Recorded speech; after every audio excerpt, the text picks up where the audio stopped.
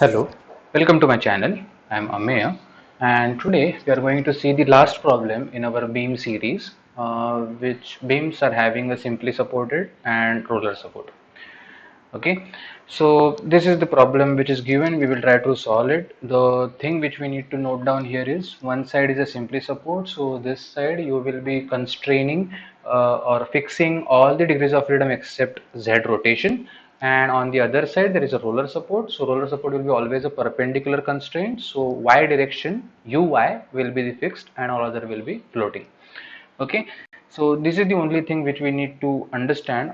Other all things are same, so we will quickly solve this, as this is the third or fourth video in this complete series. So we will just go to preprocessor, element type, structural. Okay, element type, add, edit, delete, add. We'll add a beam element to node 188, close. Then we will be having material property, material model, structural, linear, elastic, isotropic. Okay, just check what material property. It is 200 GPa, so it will be 2E5 and zero point 0.3. If it is not given, we have to assume that. Close this. Third step will be section, beam, common section, square section is given. So I will give a name as SQ1, and then I will give square section to be 125. It is, I guess, 150. Okay. So I will give 150 on both sides. So 150 and 150. Okay. So I have defined a section. You can go to modeling, create lines, straight lines, sorry, key points in active coordinate system. Now let us understand which key points we want to make. This will be the 0 plus 4000, then 8000, and then 2000. So 10,000. So we have 0, 4000, 8000, and 10,000. Okay. Last action will be okay.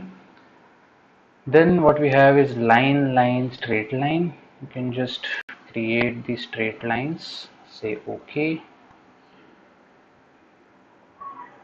Then you can go to meshing, mesh tool. Here we don't have any specific constraints, so we will be basically giving attributes to all, because there is no cross section change, there is no anything material change and all those things.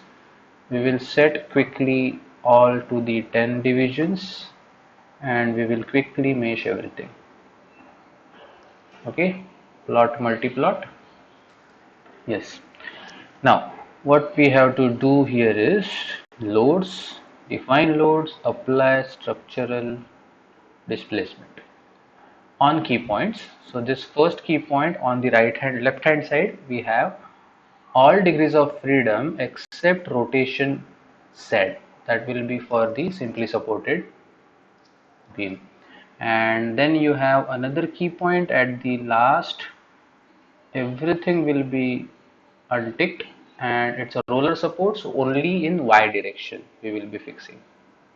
Okay, I will close this, just give me a second. Okay, so these are the loads. Then let's say what kind of loads. It's a 10 kilonewton on this and 20 kilonewton on this UDL.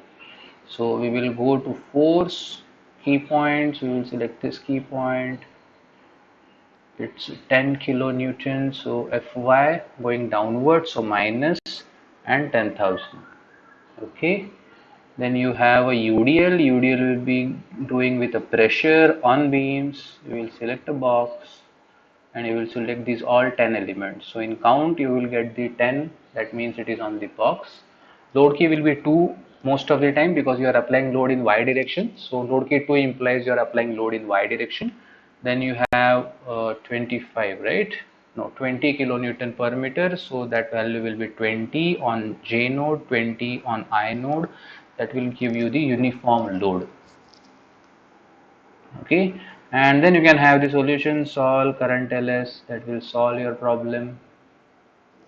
And then in general processor, first you have to read results, so read the last set, and then you can go to plot result, contour plot, nodal solution, DOS, all degrees of freedom. This is how it is bending. You, if you want, you can put on the size also by going to plot control, style, size and shape, the element display on. That will give you the contour. Then you can take the deform shape, deform plus undeform. That will give you the deform shape. Okay, so I will just give you the capture image, say DOF. Then I will also plot the contour for nodal Z displacement. I will capture that for you. So this is NOD, nodal, and then you can perform various things. You can do all the analysis, you can save the animation, you can do the SFD BMD. For SFD BMD, you can check all my previous videos related to beam. I have solved SFD BMD in all the videos at the end of each problem. Okay, so that is quick and easy part to understand. So this is the last video of your beam series. We have solved 4 to 5 problems in this series. Do check out all the videos. We have considered different conditions, boundary conditions for different problems. Okay, so if you like this content, do subscribe my channel, follow my channel, and share a word about channel with your friends if you enjoy my content. Thank you for joining.